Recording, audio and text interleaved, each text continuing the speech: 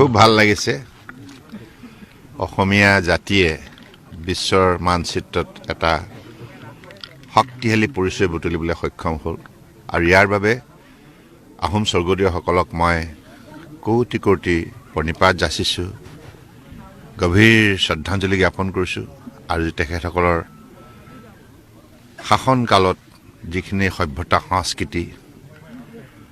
আমাৰ প্ৰকাশ পালে আৰু প্ৰতিষ্ঠা পালে আৰু সৌগৌৰৱজল সেই 600 বছৰৰ ৰাজত্বৰ আজি অসমীয়া জাতিক বিশ্বৰ অন্যতম শক্তিশালী জাতি হিচাপে পৰিচয় কৰাই দিলে গতিকে এতিয়া পৃথিৱীয়ে চৰাইদেউ মৈদামৰ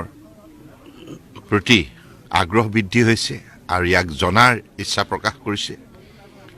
ইয়াৰ মহত্ব ইয়াৰ গুৰুত্ব ইয়াৰ মহানতা বিশালতা এই সকলোবিলাক জনাৰ বাবে মই ইতিমধ্যে বিষয়াসকলৰ লগত কথা পাতি গম পাইছোঁ বিভিন্ন বিদেশৰ পৰা পৰ্যটকসকল আহি বিতংভাৱে আমাৰ বিভাগৰ কৰ্মচাৰীৰ পৰা কথাবিলাক জনাৰ ইচ্ছা প্ৰকাশ কৰিছে সেইটো এটা ডাঙৰ সফলতা মই ভাবোঁ আৰু এই গোটেই বিষয়টোৰ ক্ষেত্ৰত এটি কথা ক'বই লাগিব আমাৰ দেশৰ আদৰ্শবাদী নেতা বিশ্বৰ সৰ্বাতোতকৈ লোকপ্ৰিয় নেতা প্ৰধানমন্ত্ৰী নৰেন্দ্ৰ মোদী ডাঙৰীয়াৰ যিটো তেখেতৰ পদক্ষেপ তেখেতৰ যিখিনি আন্তৰিকতা ইয়াক শলাগ ল'বই লাগিব লগতে অসম চৰকাৰৰ মাননীয় মুখ্যমন্ত্ৰী ডাঙৰীয়াকো মই শলাগ লৈছোঁ গতিকে আমি এই গোটেই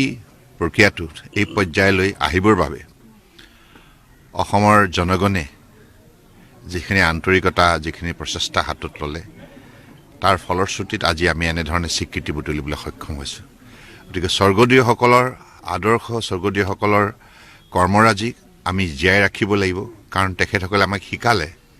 যে কেনেধৰণে বিশ্বৰ মানচিত্ৰত আজি প্ৰায় 800 কোটি জনতাই বসবাস কৰা এই বিশ্বৰ মানচিত্ৰত অসমীয়া জাতিয়ে প্ৰতিষ্ঠা লাভ কৰিব পাৰে আৰু ইয়াৰ বাবে আমাৰ নিষ্ঠা একাগ্ৰতা দেশপ্ৰেম শ্ৰদ্ধা ভক্তি এই সকলোবিলাক কথা আৰু ৰাজনৈতিক বিচক্ষণতা লগতে মানৱতা আৰু কৃষ্টি সংস্কৃতি আধ্যাত্মিক চিন্তাধাৰা আৰু সমন্বয় এই কথাবিলাক যে আমি গুৰুত্ব দি যাব লাগিব কাৰণ স্বৰ্গদেউ চাওলুং চুকাফাই ত্ৰয়োদশ শতিকাতে আৰম্ভ কৰিলে যে সকলোকে লৈ আমি আমাৰ ৰাজ্যখনৰ জনতাৰ উন্নয়নৰ বাবে কাম কৰিম সেই যে মহান মানৱীয় দৃষ্টিভংগী সাৰ্বজনীন মানৱীয় যিটো নীতি ইয়াক শলাগ ল'বই লাগিব আৰু আজি আপোনালোকে দেখিছে এই নীতি ইমান প্ৰাসংগিক বৰ্তমান প্ৰধানমন্ত্ৰী ডাঙৰীয়াও এই নীতিকে লৈছে সবকা সাথ সবকা বিকাশ হয়নে যে নীতি মই আগতেও কৈছোঁ লাচিত দিৱসৰ সময়ত দিল্লীতো এই কথাটো মই মাননীয় প্ৰধানমন্ত্ৰী ডাঙৰীয়াৰ সন্মুখতে কৈছিলোঁ ভাল লাগে মোৰ যে আজি অসমীয়া জাতিয়ে বহু ক্ষেত্ৰত গোটেই বিশ্বৰ মানৱ সমাজক আজি বহুত বিভিন্ন ধৰণৰ সঠিক দিশৰ সন্ধান দিবলৈ সক্ষম হৈছে গতিকে স্বৰ্গদেউসকলৰ প্ৰতি পুনৰ মই কোটি কোটি প্ৰণিপাত যাচিছোঁ আৰু আশীৰ্বাদ বিচাৰিছোঁ যাতে আমিও সকলোৱে জীয়াই থকা সকলোৱে বৰ্তমান সময়ত তেখেতসকলৰ আদৰ্শৰে যেন বৃহত্তৰ অসমীয়া সমাজখনক আগুৱাই নিব পাৰোঁ ভাৰতবৰ্ষৰ শক্তি বৃদ্ধি কৰাৰ ক্ষেত্ৰত উল্লেখযোগ্য অৱদান আগবঢ়াব পাৰোঁ